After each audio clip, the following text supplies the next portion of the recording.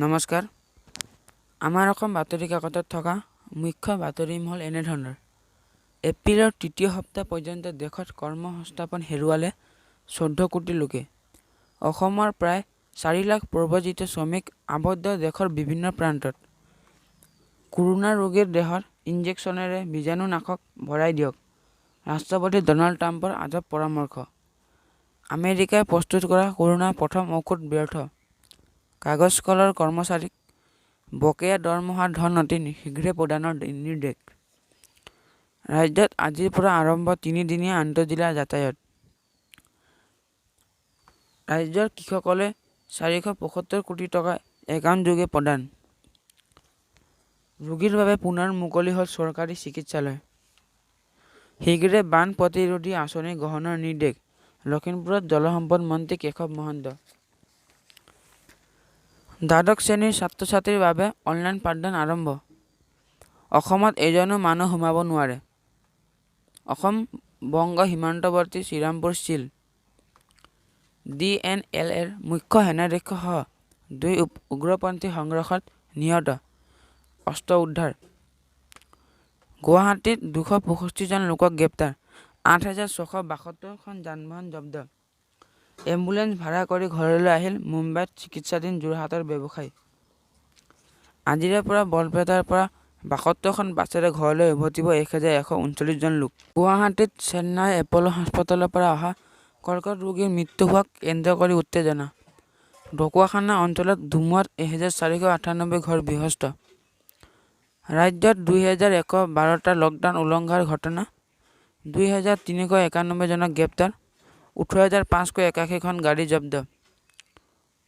মাছখোৱাৰ প্ৰতিষ্ঠিত ব্যৱসায়ী জনপ্ৰতিনিধি পুতুল ফুকনৰ মৃত্যু। যোৰহাট ভোগদৈ খহনীয়া প্ৰতিৰোধ আঁচনিৰ পৰিদৰ্শন কেশৱ মহন্ত। বিভাগীয় তৎপৰতাত দিনে নিশাই চলিছে কাম। উচ্চতৰ মাধ্যমিক প্ৰথম বৰ্ষৰ শিক্ষাৰ্থীসকল উত্তীৰ্ণৰ ঘোষণা।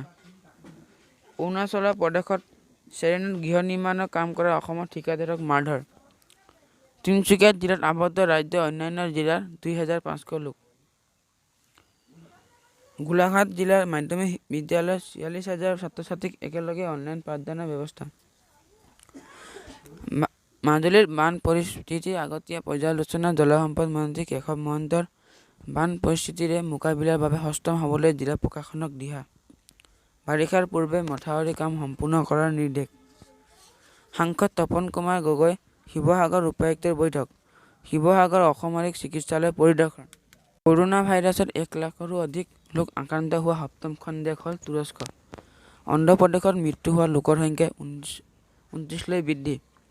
আমেৰিকাত মৃতকৰ সংখ্যা 50,243লৈ বৃদ্ধি। বেলজিয়ামত মৃতকৰ সংখ্যা 6,490 জনলৈ বৃদ্ধি। ফেচবুকত সৰ্বতোতকৈ জনপ্ৰিয় নেতা নৰেন্দ্ৰ মোদী, দ্বিতীয় স্থানত ডনাল্ড ট্ৰাম্প। দিল্লীত পুনৰ বাঢ়িল 128 জন আক্ৰান্ত।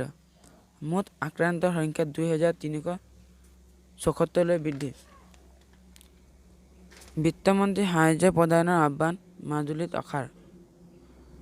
স্মাৰ্টফোন ইণ্টাৰনেটৰ সেৱা নোহোৱাকৈ চলিছে বহু শিক্ষাৰ্থীৰ অনলাইন শিক্ষাদান। ৰেড জোনৰ পৰা সৰবৰাহ হোৱা পাচলি নষ্ট কৰিলে চৰাইদেউ প্ৰশাসনে। যোৰহাটত লকডাউন ক্ষতিগ্ৰস্তলৈ আৰক্ষী বাহিনীৰ সাহায্য। খেলৰ বাতৰি। জন্মদিনত মাতৃৰ পৰা বিশেষ উপহাৰ পালে তেণ্ডুলকাৰে।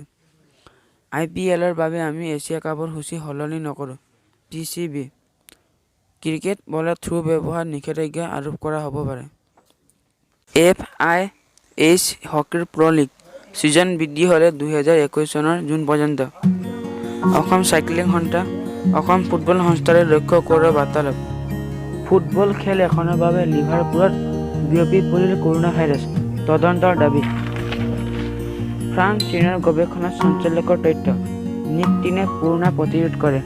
ৰাজস্থানৰ পৰা 17খন বিলাসী বাহনেৰে আহি আছে অসমৰ 391 গৰাকী শিক্ষাৰ্থী। ৰেড জোন। মৰিগাঁৱৰ পৰা অহা 3জন ব্যক্তিসহ 5জনক কোৱাৰেণ্টাইন। আজিৰ মুখ্য বাতৰি ইমানেই। ধন্যবাদ।